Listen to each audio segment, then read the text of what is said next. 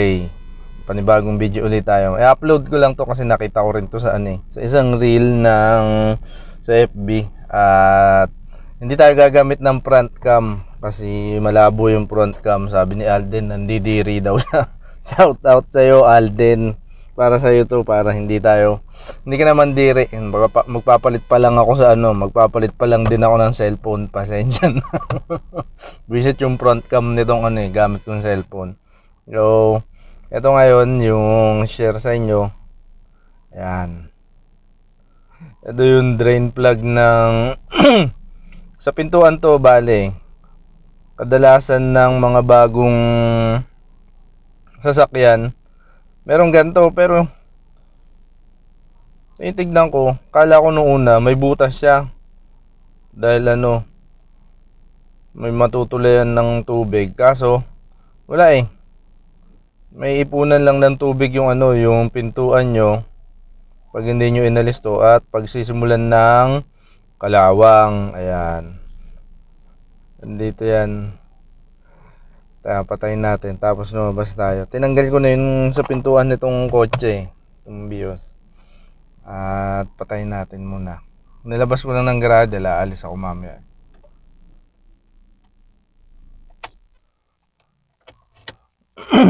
Kuha natin tong doon. Turo ko sa inyo yung yung kung saan makikita. Delikado yung pag tag-ulan, may ipunan ng tubig. Ayan. Ito yung isang tinanggalan ko. Ayan. Hindi lalabas kasi yung tubig dyan pag kung meron ng drain plug.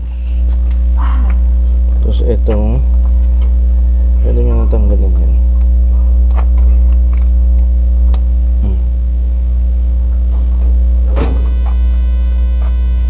Tinignan nyo, naiipunan na ng dumi. Hindi kasi mapupunasan yan. Pero pag naglinis kayo ng sasakyan o yan nag car wash kayo, ayan, kaya malinis na siya. Pwede nyo na alisin to. Wala namang kwenta to, walang silbi. Ayan. Tapos dito dun sa isa, ayan o. Tanggalin na natin. Ayan. May ipunan ng dumi. Kakalawangin pa yan. Ayan. Panibagong na naman. Ayan. O, di malinis na uli siya. Naipunan kasi ng tubig. So delikado yan pag nagtag-ulan, so madaming tubig, magkakakalawang pag hindi nalinis. So yun lang, at sa sunod na video ulit. Bye bye.